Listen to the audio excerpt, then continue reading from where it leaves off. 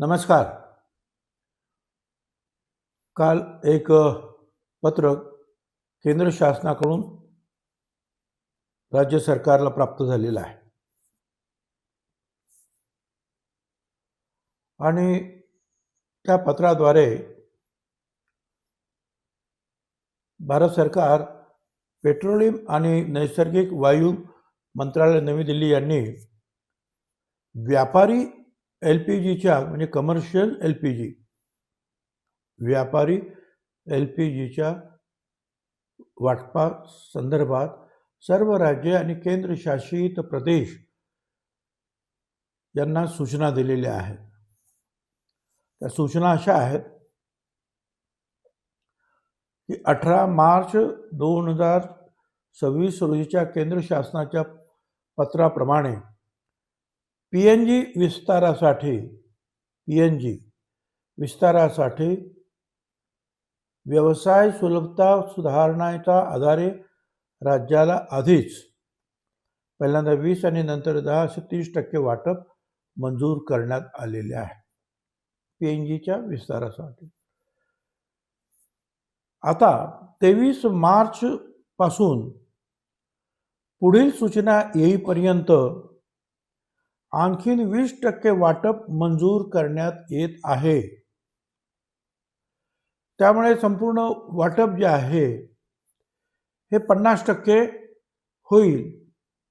म्हणजे पूर्वी जेवढं मिळत होतं आपल्याला त्याच्या 50% हा कोटा आहे.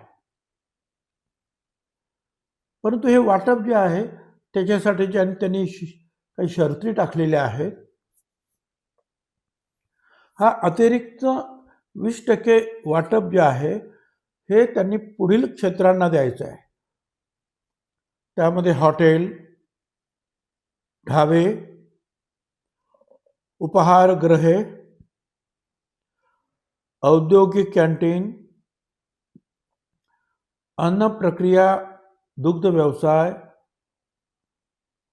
राज्य शासन किंवा स्थानिक स्वराज्य संस्थाद्वारे चालविण्यात येणाऱ्या अनुदानित कॅन्टीन्स, सामुदायिक स्वयंपाकघरे म्हणजे कम्युनिटी किचन्स, स्थलांतरित मजुरांसाठी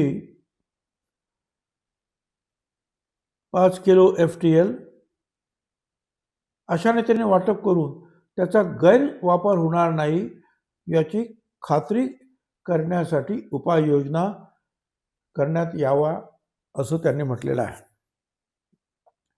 आता या सर्व व्यापारी औद्योगिक LPG जे ग्राहक आहेत, व्यापारी आणि औद्योगिक LPG, डोमेस्टिक नाही, स्वयंपाकाच्या बद्दल नाही म्हणत आहे हे पत्र.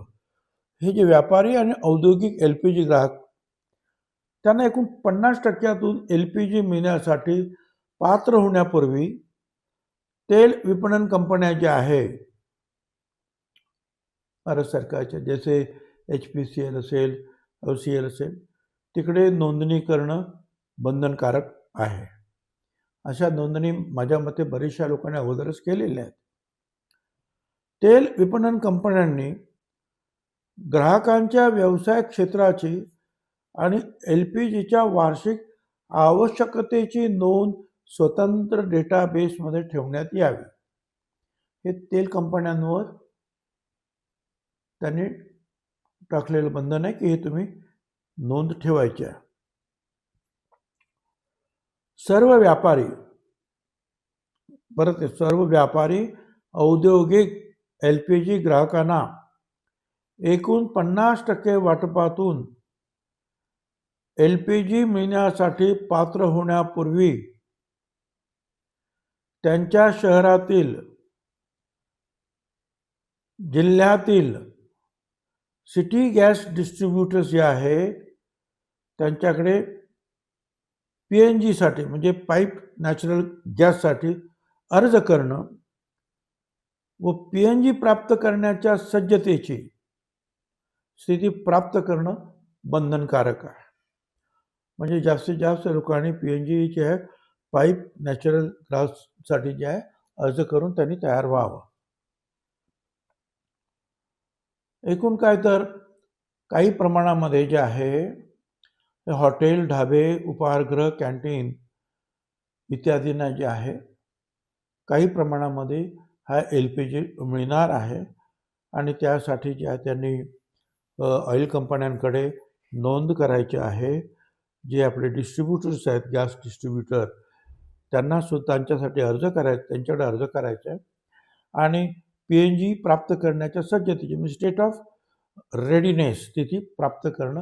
म्हणजे ठीक आहे, मला तुम्ही द्या, मी PNG गॅस आता घेतो आहे. म्हणजे अशा पद्धतीची जी आहे स्थिती प्राप्त त्यांनी ताबडतोब करावी. मी कालच सांगितलं, राज्यामध्ये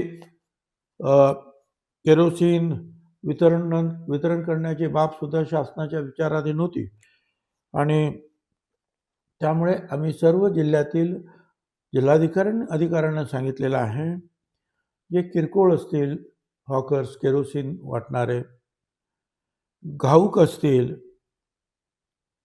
या सगळ्यांचे परवाने तेल आपण ते केरोसिन न देत नसल्यामुळे कदाचित त्यांच्या ज्या आहेत परवाने हे त्याचं नूतनीकरण झालं नसेल, कोणाचं वर्षाच्या नावाने करायचं पण ते पडून राहिलेलं असेल.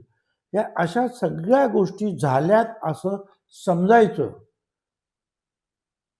नूतनीकरण झालं असं समजायचं. विलंब झाला असेल तर ते शुल्क माफ.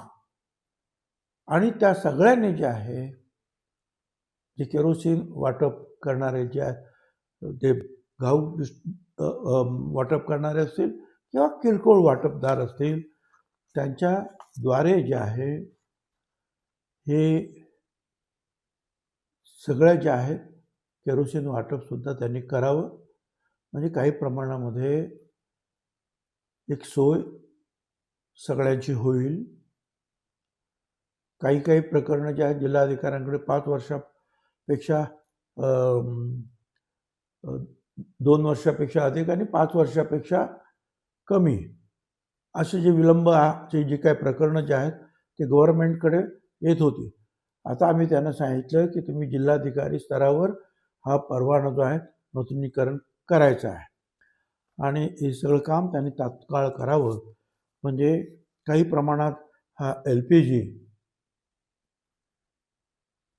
आणि काही प्रमाणात केरोसिन याचा फायदा राज्यातील व्यावसायिकांना,